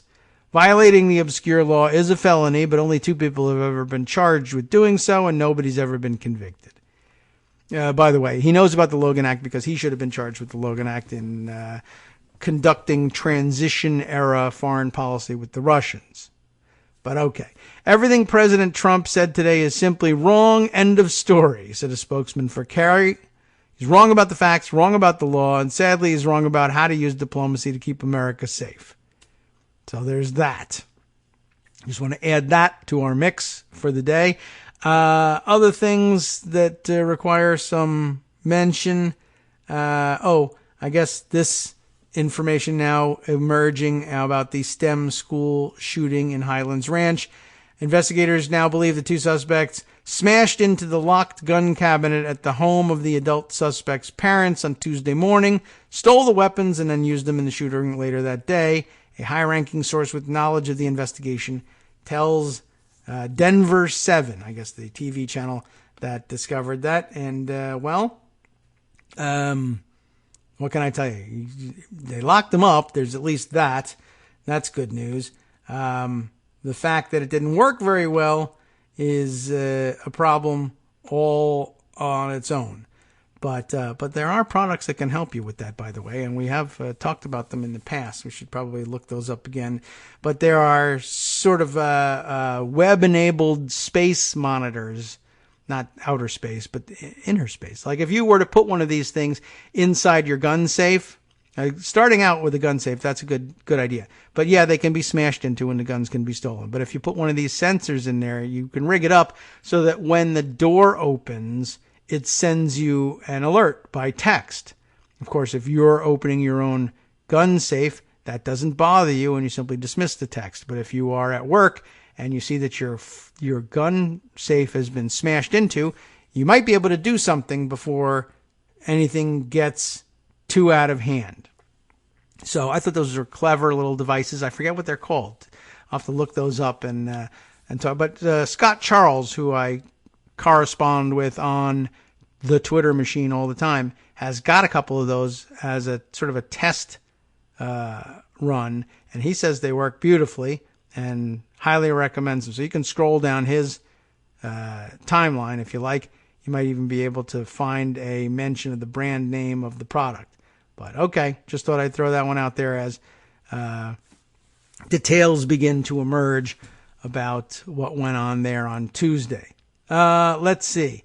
Other bits and pieces of interest that we might be able to fit in before the weekend. You know what I didn't mention? I got two things I didn't mention that I meant to. One, I'll just note for the record. I think Greg may have mentioned it.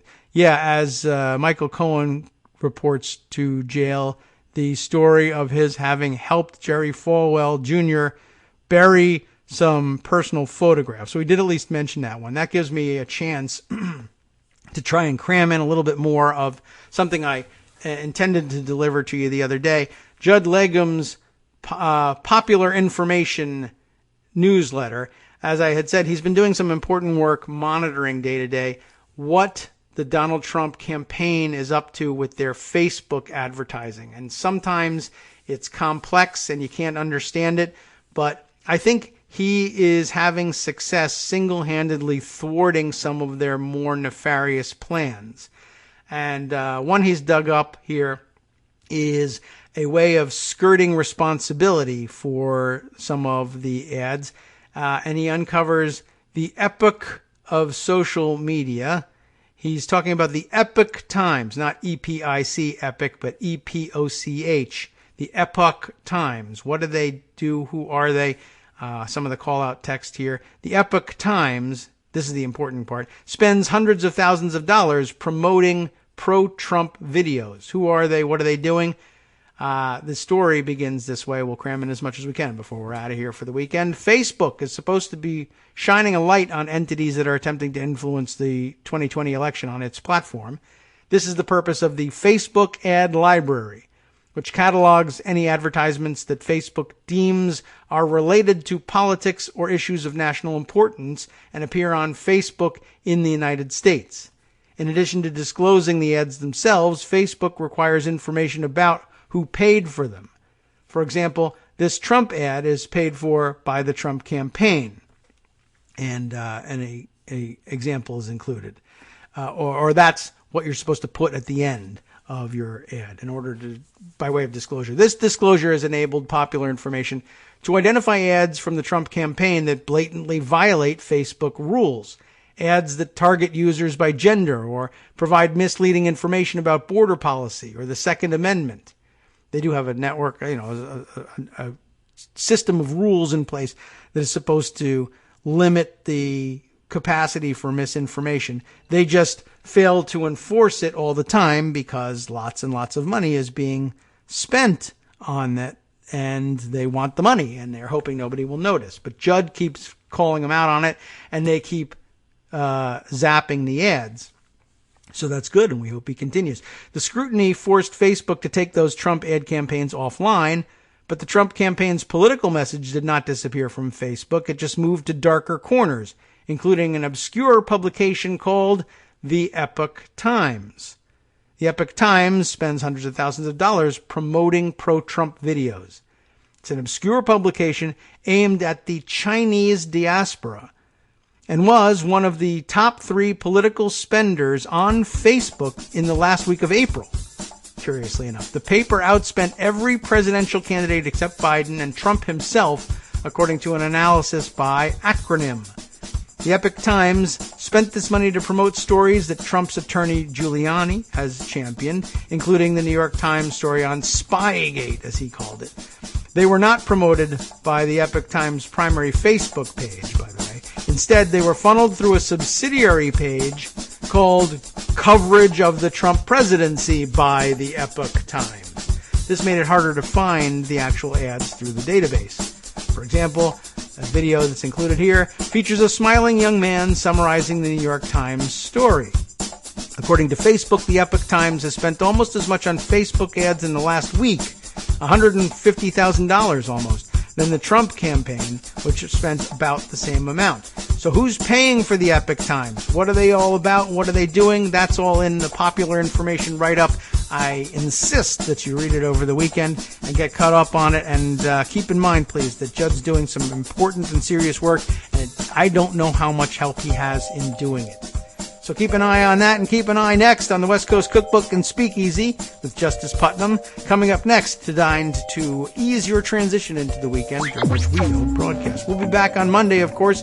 Greg Dworkin with us. Stay tuned for more. From Daily Kos Radio on netrootsradio.com. You have been listening to the Kagro in the Morning Show with David Waldman. I'll tell you why you got to stay tuned. We haven't discussed nearly enough all of the attacks on abortion rights going on around the country. We ought to. We're often very interested in it. Justice Putnam will bring you up to date on the latest outrages from around the country on that front. I'm sure we'll be talking about it some more next week, too. Please stay tuned.